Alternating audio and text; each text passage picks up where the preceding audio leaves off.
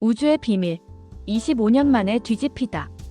프롤로그 마이너스 2011년 노벨상 2011년 10월 스톡홀름 노벨물리학상 시상식장은 전 세계 과학자들의 관심이 집중됐다. 수상자는 솔 펄머터, 브라이언 슈밋, 애덤 리스. 이들은 초신성 관측을 통해 놀라운 사실을 발견했다. 우주는 점점 더 빠르게 팽창하고 있습니다. 이 발견은 과학계를 뒤흔들었다. 우주가 빅뱅 이후 팽창하고 있다는 건 알려진 사실이었다. 하지만 가속되고 있다는 건 예상 밖이었다. 무엇이 우주를 가속시키는가? 과학자들은 보이지 않는 에너지, 암흑에너지를 가정했다. 우주 전체 에너지의 68%를 차지하는 이 미스터리한 힘이 우주를 점점 더 빠르게 밀어내고 있다는 것이었다. 이 이론은 25년간 우주론의 정설이 되었다.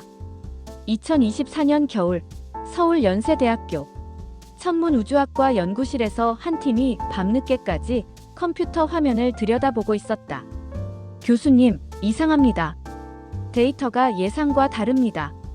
젊은 연구원이 말했다. 화면에는 300개의 초신성 관측 데이터가 떠 있었다. 어떻게 다른가? 교수가 물었다. 초신성의 밝기가 나이에 따라 달라지는 것 같습니다. 초신성, 특히 E형 초신성은 우주의 표준 촛불로 불린다.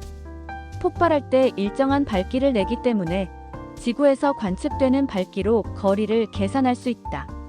하지만 연구팀이 발견한 건 충격적이었다. 젊은 초신성은 더 어둡고 오래된 초신성은 더 밝습니다. 그렇다면 교수는 잠시 생각에 잠겼다. 그렇다면 기존 계산이 잘못됐을 수 있어. 연구팀은 초신성의 나이를 새로운 변수로 추가해 데이터를 다시 분석하기 시작했다. 300개의 초신성 하나하나 다시 검토했다. 밤을 새우며 계산했다. 몇 주 후 결과가 나왔다. 교수님, 이건... 연구원의 목소리가 떨렸다. 화면에 나타난 그래프. 기존 이론과 완전히 달랐다. 우주는 가속 팽창하지 않고 있습니다. 뭐라고? 오히려 약 20억 년 전부터 감속하고 있습니다. 연구실은 침묵에 빠졌다. 이것이 사실이라면 25년간 믿어온 우주론이 틀렸다는 의미였다. 노벨상을 받은 이론에 정면으로 도전하는 것이었다. 확실한가? 네. 여러 번 검증했습니다. 초신성의 나이를 고려하면 우주는 예상보다 빠르게 멀어지고 있지 않습니다. 교수는 창밖을 바라봤다. 밤하늘의 별들이 빛나고 있었다. 이걸 발표하면 난리가 날 거야. 그래도 해야 하지 않을까요? 이게 진실이라면. 교수는 고개를 끄덕였다. 논문을 쓰자. 영국 왕립 천문학회지에 투고하자. 2025년 4월 논문이 완성됐다. 제목 초신성 진화를 고려한 우주 팽창률 재분석. 연구팀은 논문을 영국 왕립 천문학회지 먼슬리 노터서즈 어브 더 로이얼 에스트로나미컬 서사이어티에 제출했다. 심사 과정은 까다로웠다. 여러 전문가들이 데이터를 검토했다. 질문이 쏟아졌다. 나이에 따라 밝기가 다르다는 근거가 충분한가? 샘플 수가 300개면 충분한가? 다른 관측 데이터와 어떻게 조화시킬 것인가? 연구팀은 하나하나 답했다. 추가 분석을 제공했다. 몇 달간의 논쟁 끝에 마침내 논문이 승인됐다. 게재 예정일 2025년 11월 7일 오전 9시. 발표 전날 밤 교수는 연구실에 홀로 앉아 있었다. 과연 이게 맞을까? 자신의 연구를 믿었지만 동시에 두려웠다. 전 세계 과학자들이 반발할 수도 있었다. 비판받을 수도 있었다. 하지만 과학은 진실을 추구하는 것이다. 기존 이론이 틀렸다면 바로 잡아야 했다. 2025년 11월 7일 오전 9시 논문이 공개됐다. 동시에 SBS를 비롯한 여러 언론사가 보도를 시작했다. 연세대 연구팀 우주 가속 팽창 안 한다 주장.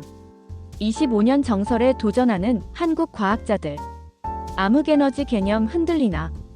연구실 전화기가 쉴 새 없이 울렸다. 전 세계 언론, 다른 대학 연구자들, 심지어 노벨상 수상자들도 연락을 해왔다. 정말 확실한가? 어떻게 이런 결론에 도달했나? 다른 관측 데이터는 어떻게 설명할 건가? 교수는 차분하게 답했다. 우리는 초신성 데이터만 다시 분석했습니다. 초신성의 나이를 고려하면 우주는 가속 팽창하지 않습니다.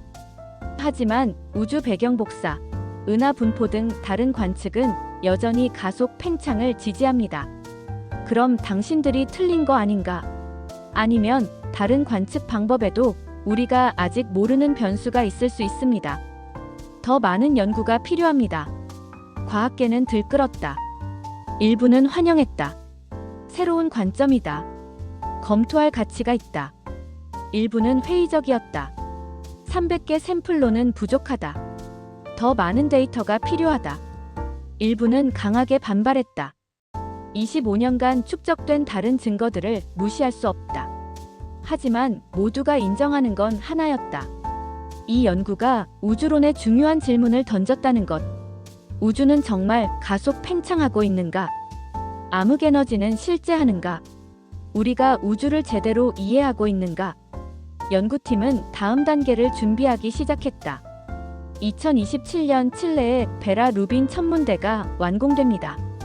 교수가 연구원들에게 말했다. 그곳의 초대형 망원경으로 2만 개 이상의 초신성을 관측할 수 있습니다. 그때 우리 이론을 검증할 수 있을 겁니다. 2만 개면 충분할까요? 충분하고도 남지. 그때 진실이 밝혀질 거야. 연구팀은 국제 협력도 추진하기 시작했다. 미국, 유럽, 일본의 천문학자들과 접촉했다. 함께 데이터를 수집하고 분석하기로 했다. 에필로그 마이너스 과학의 본질. 그날 밤 교수는 다시 연구실 창밖을 바라봤다. 밤하늘의 별들. 저 멀리서 빛나는 은하들.